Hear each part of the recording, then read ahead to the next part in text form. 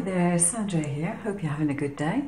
I'm going to be giving you some help on making stacked pop-up cards. This is the type of thing that I'm talking about, where you have, for example, words put together and then they go on top of each other like so.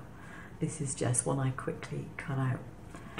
So let me show you what you can do to help yourself when you're trying to design a card, just to help you visualize what you're trying to achieve. So I've got some scrap card here, which is I don't know what I was doing with that, but it's messed up. So it's scrap. I've got a couple of pieces of paper here. So what I'm going to do, first off, I'm going to fold over a piece of the paper, around about 1 centimetre or so, probably just over. Oops.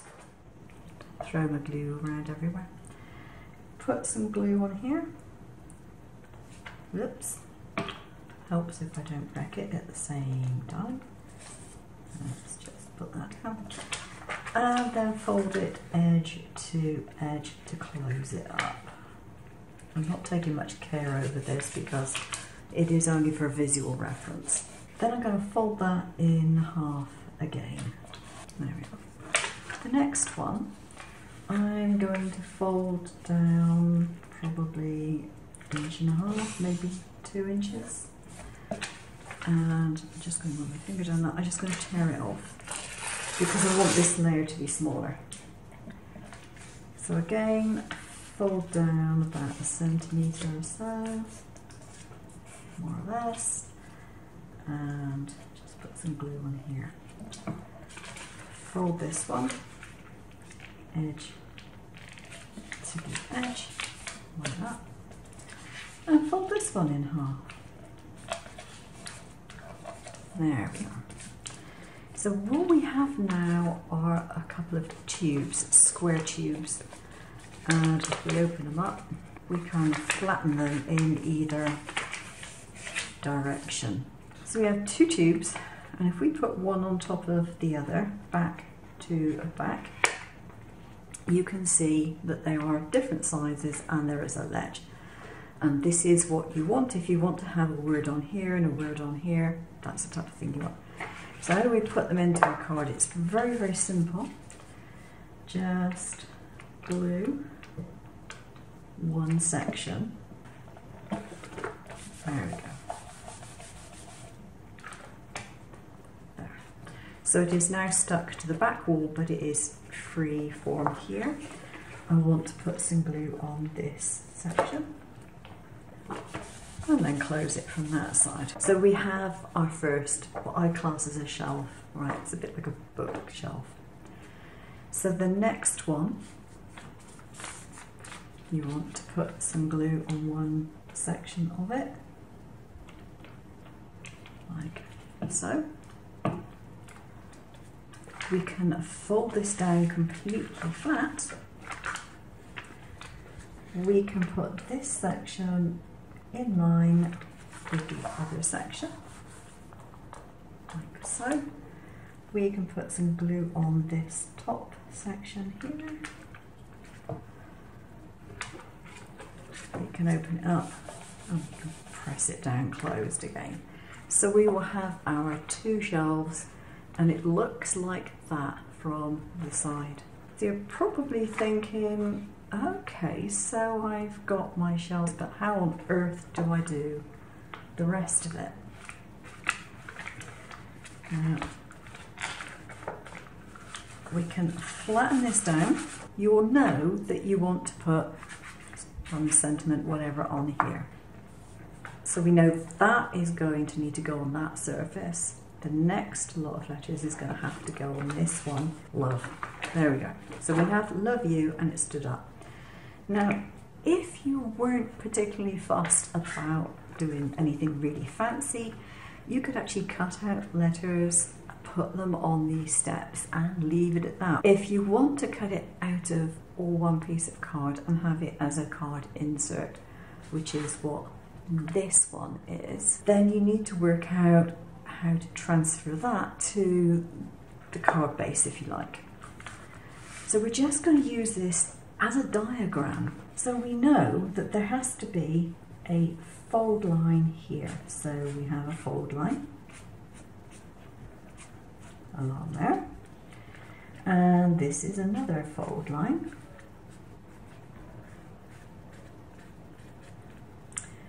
This is another one, because it's not an extra piece of paper. Remember, we're cutting it out of one sheet. This is another fold line. And this here is another fold.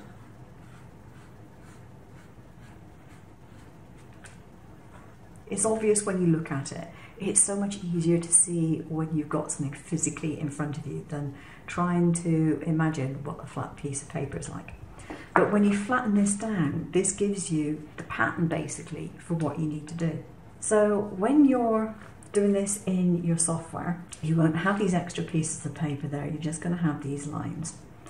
And there is one thing that is really very, very important, because if you don't sort this out, it will all go terribly wrong for you. Of this section here, and the depth of this narrow section, as it happens, it's a narrow section here, when added together, must be the same as this here. It has to be. Okay, so whatever that is, that and that have to add up. Now the way of looking at it when it is flat is pretty simple. That, say 2 centimetres, and that, say 1 centimetres, and you've got 3 centimetres. And in this particular case, what I've got is 3 centimetres in the depth of the letters. Okay, so this is also 3 centimetres, so say that's 2, and this is the 1. So they were square, so we know that those were the same anyway. So it'd be 2 there, 2 there, 3 there. So that 2 and the 1 makes the 3. So when you're doing your design, this on top of your letters has to be placed in the middle of your card. So if your letters are 3 centimetres tall, then this here is going to be 3 centimetres. Now the next thing that you need to think about is how you actually want these letters to attach. If you want to simply cut a line round there, going round, say, the E, down here, like so, and another one going down here, down the L, going down there, and the side of the Y, and leave it at that, and therefore you will still have card in between the letters, or whether you want to get rid of the card in between the letters. And that's what I'm going to show you how to do now in Shortcuts a lot. It'll be similar in whatever software you're trying to use, but I'll show you a few hints and tricks so that you can do it a little more easily than you might otherwise do. Now, if you're doing it from an A4 sheet or something like that, you don't have to even put a frame around it. You can make it the full size. I just chose to make it slightly smaller.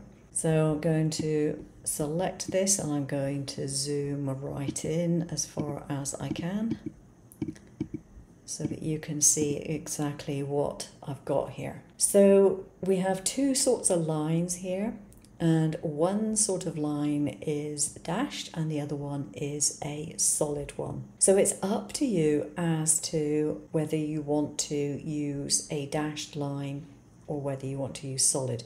If you use a solid line, then select the score function in Shortcuts a lot and make sure that your pressure on your blade is only relatively light. Otherwise you'll end up doing what I did earlier and cut all the way through the card. And that isn't really the effect that we're after. So do that. Make sure to make your fold lines a different colour, because that really helps you. You can select them according to the colour by coming up to the little hamburger here, and you can select all the same stroke. So for example, if you find you've done something wrong, you can select all the red ones or all the green ones or all the black ones, and you can lock them down and work on some of the other colour if that's what you want to do, or vice versa. So really handy to be able to do that. This is one area where you want to make use of guidelines. Guidelines that pull down or pull across are really, really useful for this particular purpose. Also, if you want to make sure that you're getting something in exactly the right position, quite often I will just draw a little box and I will make this of a certain size. So if, for example, I want to make sure this line here is 1 centimetre up from this line here, if I make this rectangle 1 centimetre, here we go, I can then line it up with my other line, and I can check that everything is as it should be without bothering to go to the tape measure, which I do use on occasion, but then you have to check that you got it upright. I know it does give you the angle, but it's just something else you've got to look for. Whereas if you've got a rectangle, it's already squared off. You don't have to worry. So with doing letters stacked on each other, this is that 1 centimetre. And this is the 2 centimetre. And then the spooky bit measures 3 centimetres. So that is why I've got the lines exactly where they are. I'll just put in a fresh page in, okay. And I'll just type something, it doesn't make any difference what it is. So if you want these letters to be attached to your card, then you obviously have to avoid cutting the bottoms and the tops, but you still probably want to cut in between them, unless you're just going to do a fold here and you're not going to bother with anything else. So what you can do is pull down one of your guidelines like so, pull down another one, and there you go. Just make sure you got all the bottom in.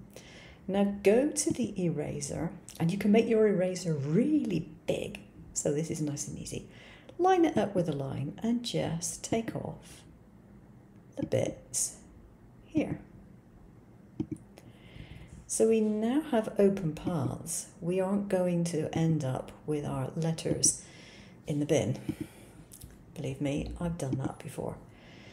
And now we can go to view and we can remove our guidelines just by going to clear. So now, no matter what I do to that, I'm not going to cut out the entire letter. Brilliant. But the other thing that I'm not going to do is cut out the bits in between. So I really want to do that. I'm going to group this, and I'm going to be sensible. I'm going to go to File and Save, because, well, sometimes things end up going wrong, and that's the last thing you want to do. If you've got this far, you don't want to make a mistake. So I want to close off the gaps in between here, so I can come in with my drawing tool, which is this one, and I can click on the top of here, press my Shift key, and that will keep it level, so it'll either go up an angle like this or an angle like that or straight across. So that is pretty much straight across. So I need to do that, click and press Escape. And do the same thing for all of these gaps in between the letters. Now these are going to be cut lines. So I want one in there. These are not fold lines, these are cuts. So put one on there. It doesn't matter if it goes slightly past, you know, you just want it more or less in the right place. It's pretty forgiving when you get to cutting it out. There we are, click on that one, and there, this one, and there we have it. You see, you can actually see that these shapes in between the letters are going to be cut out. So then all you need to do is to group that so it's not going to fall to pieces. And you can add your other layers in. And all you need to do when you're putting your other layers in is choose a different colour, and you can put in, say, green or red, whatever, purple, blue, whatever colour you like, for your score lines. And the score lines, of course, are done in the same way, but they go over the base of the letters. You can, in most cases, get away without even putting the score lines in. It just makes it easier when you're constructing the card to have them in. So if we go back to page 1, we would then put in, if we were doing this from the bottom up, we would then put in our shelf, if you like. So however deep that shelf is going to be, you make a shelf, you simply go up, across and down, and again you can use your shift key to control the angle of that, so that's easy enough to do. And then you do your other wording in exactly the same way. So on this one you've got 1 centimetre, and on this one here you put in 2 centimetres, and you put in your fold lines along the top, and that's how you get it done. I moved everything and made sure it was lined up with the centre of the card, because if you don't do that it isn't going to work. But that's it. That makes it so much easier. As long as you make sure that your design has the fold line in the right place, then you shouldn't have any difficulty in making this work really well. Okay, that's it for today. Hope it's been helpful for you. I'll see you again soon. Take care now.